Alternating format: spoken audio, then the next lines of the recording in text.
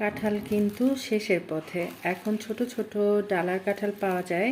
আর এই তো আমার জন্য তো ফুটবলের মতো কাঁঠাল কিনে আনা হয়। ঘরে কেউ তেমন একটা কাঁঠাল খেতে ভালোবাসে না, আমি ছাড়া। আর কাঁঠালের এই পাশটা দেখানোর উদ্দেশ্য হচ্ছে কাঁটাগুলা যদি এমন বড় বড় হয়, সেই কাঁঠালগুলা কিন্তু খুব বেশি ভালো বের হয়। এর আগে আমার জন্য আরেকটা কাঁঠাল এনেছিল, সেটাও আমি ভেঙে দেখিয়েছিলাম। আর এই হচ্ছে কাঁঠাল, একদম ফুটবলের মতো লাগছে দেখতে, একা একা হাসিও পাচ্ছে। প্রিয় ভাই বোন বন্ধুরা সবাইকে আসসালামু আলাইকুম এবং আদাব। সবাই কেমন আছেন?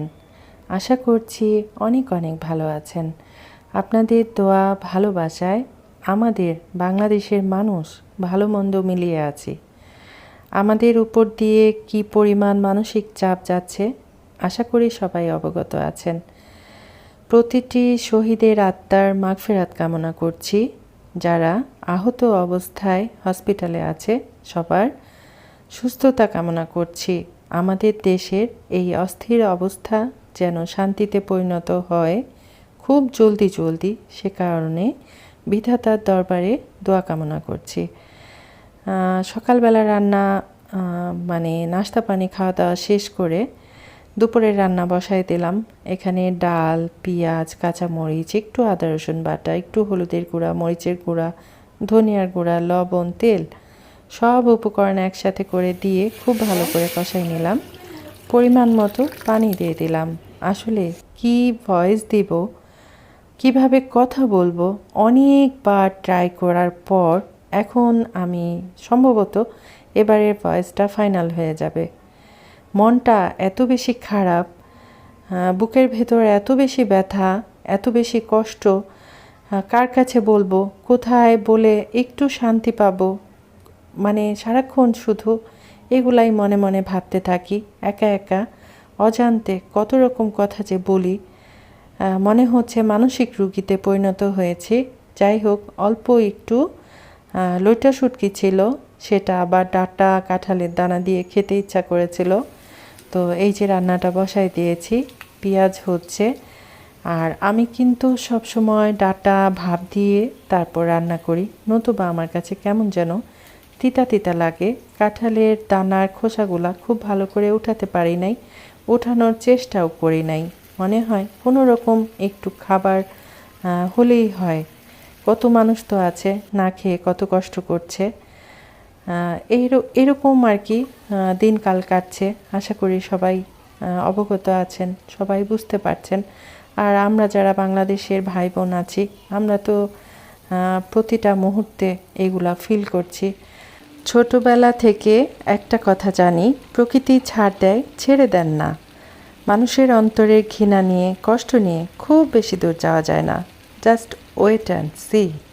কি পরিমাণ রোদ উঠেছে দেখেন, গাছগুলো একদম ঝিমিয়ে গেছে। প্রতিদিন বলি রান্না বান্না করব না, তারপর অনেকক্ষণ বসে থাকি এদিকে সেদিকে। তারপর ঘোরাঘুরি করে যখন ভাবি যে আরে একটু পর তো ক্ষুধা পেয়ে যাবে, তখন কে খাবার দিবে। তো যাই হোক, এই তো মুরগিটা কাটা ধোয়া করে নিয়েছি, ঝরা দিয়ে রেখেছি। ডাল তো রান্না হয়ে গেছে। চিকেন রান্না করার জন্য এখানে পেঁয়াজটা খুব ভালো করে বেরেস্তা করে নিচ্ছি। আর এদিকে এদিকে কি বলে, এই যে ডাঁটা দিয়ে শুটকি, ডাঁটা আর কাঁঠালের দানা দিয়ে শুটকি রান্না, এটা প্রায় হয়ে গেছে।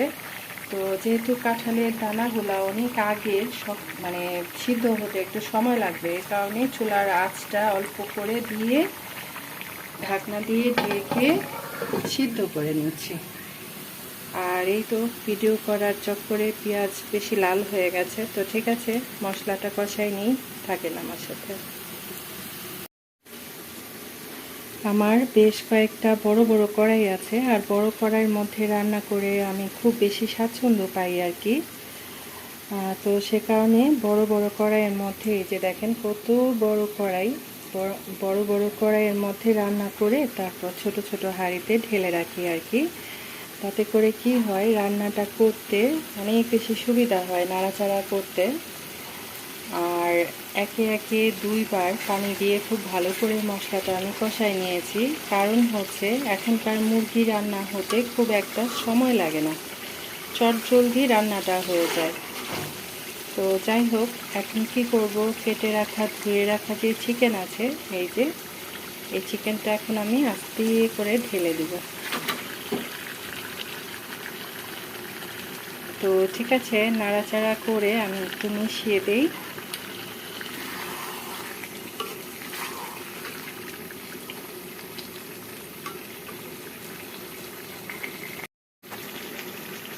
খুব ভালো করে নাড়াচাড়া করে মশলার সাথে মিশাই দিলাম। এখন ঢাকনা দিয়ে ঢেকে খুব ভালো করে কষাই নেব। পরিমাণ মতো ঝোল দিয়ে রান্না করে নেব। ফাইনাল লুক দেখার জন্য থাকেন আমার সাথে।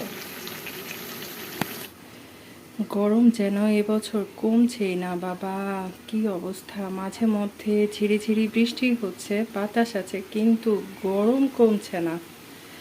গরম আর গরম।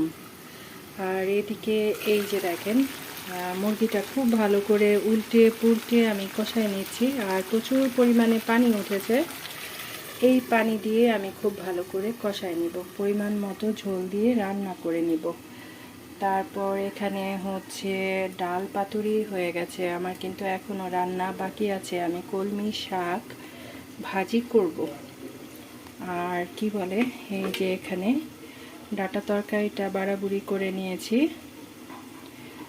বড় হাঁড়িতে রান্না করা যতটা সহজ, তারপর বাড়াবুড়ি করতে অনেক বেশি ঝামেলা লাগে। আর এরকম ছোট ছোট হাঁড়িতে বেড়ে নিলে কি হয়, এগুলা বাড়াবুড়ি করতে একটু সুবিধা হয়। আর কিছুক্ষণ পর আর চিকেনের কালার বোঝা যাবে না, কারণ একদম হাঁড়ির ওপর রোদ চলে আসবে। তো বলেছিলাম না, চুলার উপর রোদ চলে আসবে, রান্নার রং কিছুই বোঝা যাবে না। তো যাই হোক, আমি কি করেছি, জানালাটা একটু লাগাই নিয়েছি হালকা করে। তারপর এই যে চিকেনের চিকেনের ফাইনাল লুক শেয়ার করার জন্য চলে আসলাম। আর আমার মেয়ে তো বসে আছে খাওয়ার জন্য। একদম লাল টুকটুকে হয়েছে আর অনেক বেশি মজা হয়েছে। তো যাই হোক, সবাই খাওয়ার জন্য বসে আছে, আমি শুধু বলছি দাঁড়াও দাঁড়াও, একটু ভিডিও করে নিই। সবাই কিন্তু আমার উপর অনেক বেশি বিরক্ত। প্রতিদিন ভাবি খুব বেশি কিছু রান্না করব না, কিন্তু একটু একটু করে রান্না করতে করতে আজকেও কিন্তু 4টা আইটেম রান্না করে ফেলেছি। আগামী দিন কোনো রান্না বান্না নাই। যেহেতু বাহিরে বৃষ্টি হচ্ছে, ওয়েদারটা একদম ঠান্ডা আছে, সে কারণে কি করেছিলাম, দুপুরে রান্না বান্না শেষ করে 1 কাপ সুজি, 1 কাপ ময়দা, তারপর 1 কাপ চিনি, এর মধ্যে একটু গুঁড়া দুধ ব্যবহার করেছি, একটু লবণ দিয়েছি, সব কিছু দিয়ে এটা একটা বেটার করে রেখেছিলাম। এখন চলে আসলাম ভাজার জন্য। অনেক কথার ভিড়ে আসল কথাটাই বলা হয়নি, সেটা হচ্ছে প্রিয় ভাই বোন বন্ধুরা, যারা আমাকে শুনছেন বা দেখছেন এখন পর্যন্ত, অথচ একটা লাইক করতে ভুলে গেছেন, তাদের সবার কাছে বিনীত অনুরোধ থাকবে, অবশ্যই লাইক করবেন।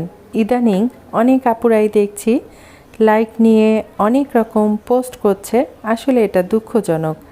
আমরা মানুষ হয়ে মানুষের পাশে একটা লাইক দিয়ে থাকতে পারি না।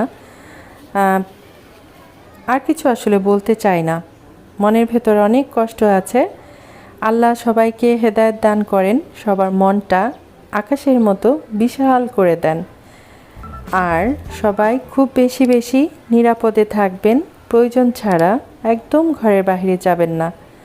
আর পিঠাগুলা অনেক বেশি ফুলকো ফুলকো হয়েছিল, খেতে অনেক বেশি মজা লেগেছিল। সবাই খুব বেশি বেশি ভালো থাকেন, সুস্থ থাকবেন, আমার জন্য দোয়া করবেন। আল্লাহ হাফেজ, আসসালামু আলাইকুম।